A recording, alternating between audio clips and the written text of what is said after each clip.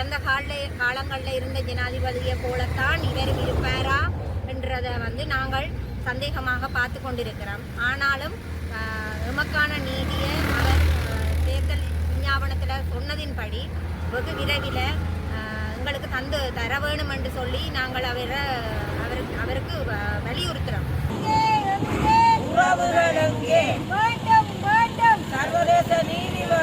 தாய்மார்களின் கண்ணீருக்கு பதில் தருவதாக கூறிய புதிய ஜனாதிபதியும் ஏமாற்றியுள்ளார். வலிந்து காணாமலாக்கப்பட்ட உறவுகள் தெரிவித்துள்ளனர். கிளிநொச்சியில் இன்று இடம்பெற்ற கவன ஈர்ப்பு போராட்டத்தின் ஊடகங்களுக்கு கருத்து வெளியிடும் போதே இவ்வாறு குறிப்பிட்டுள்ளனர். குறித்த போராட்டமானது இன்று கிளிநொச்சியில் உள்ள வலிந்து காணாமலாக்கப்பட்டோரினுடைய அலுவலகத்துக்கு முன்பாக இடம்பெற்றதும் குறிப்பிடத்தக்கது. இங்கு நடந்த போராட்டத்தின் மூலம் பல வலிந்து காணாமலாக்கப்பட்டோரின் உறவுகளினுடைய பெற்றோர்கள் அங்கு பங்கு பெற்றியதும் குறிப்பிடத்தக்கது. அந்த விடயம் தொடர்பாகத்தான் இவர்கள் மேலும் இவ்வாறு தெரிவித்துள்ளனர். காணாமல் ஆக்கப்பட்ட பிள்ளைகளை தேடி தொடர்ந்தும் நாங்கள் போராடி வருகின்றோம். அவர்களுக்கு என்ன நடந்தது என்பதை கண்டறிவதற்கு சர்வதேசத்தையும் நாடியிருக்கின்றோம். ஆனால் அதனால் இந்த தீர்வும் கிடைக்கவில்லை என்றும் கருத்து வெளியிட்டிருக்கின்றனர். இதற்கு முன்னர் இருந்த அரசுகளும் எங்களை ஏமாற்றியுள்ளனர். அதனால் தான் சர்வதேசத்திடம் நீதி கேட்கின்றோம். ஆண்டுகள் பல கடந்தாலும் எங்களுடைய போராட்டங்கள் நாங்கள் நிறுத்தப் போவதில்லை. ஆனால் அதற்கு நீதி எப்போதுதான் கிடைக்கும் என்ற ஒரு கேள்வி எழும்பியுள்ளதாகவும் இதற்கான நீதி கிடைக்கும் வரை நாங்கள் தொடர்ந்து போராடி கொண்டுதான் இருப்போம் என்றும் கருத்து வெளியிட்டிருக்கின்றார்கள்.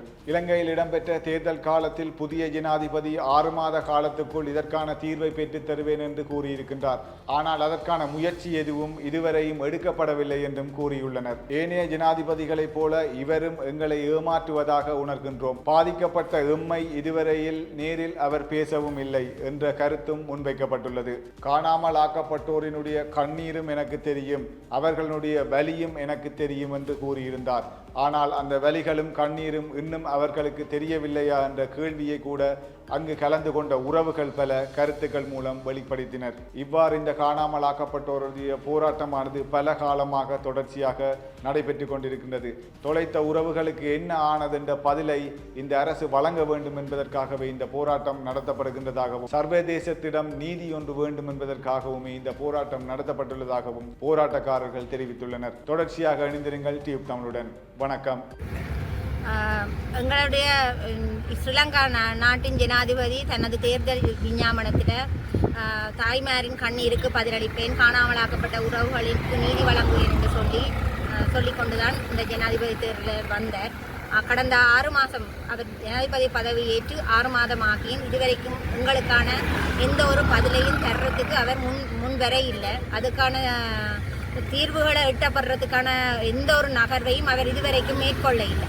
கடந்த காலங்களில் இருந்த ஜனாதிபதியை போலத்தான் இவரும் இருப்பாரா என்றதை நாங்கள் சந்தேகமாக பார்த்து கொண்டிருக்கிறோம். ஆனாலும் எமக்கான நீதியை அவர் தேர்தல் விஞ்ஞாபனத்தில் சொன்னதின்படி வெகு விரைவில் எங்களுக்கு தர வேணும் என்று சொல்லி நாங்கள் அவருக்கு வலியுறுத்துகிறோம். அவர்கிட்ட வேண்டுகையாக விட வேண்டிய அவசியம் இல்லை. ஏனென்றால் அவர் ஏற்கனவே சொல்லிவிட்டார், காணும் அதில் பாதிக்கப்பட்ட ஒரு ஆள் தனக்கும் அதற்கான கட்டாய கடப்பாடு இருக்கிறது, பதில் சொல்ல வேண்டியிருக்கு, அந்த துன்பத்தை நான் உணர்வேன் என்று சொல்லியிருக்கார். ஆனதுனால அவர் நிச்சயம் உங்களுக்கான ஒரு அதில் தருணத்துக்கு கடப்பாடுடையவராக இருக்கிறார்ன்றதை நான் இந்த தருணத்தில் சொல்லிக்கொள்கிறேன்.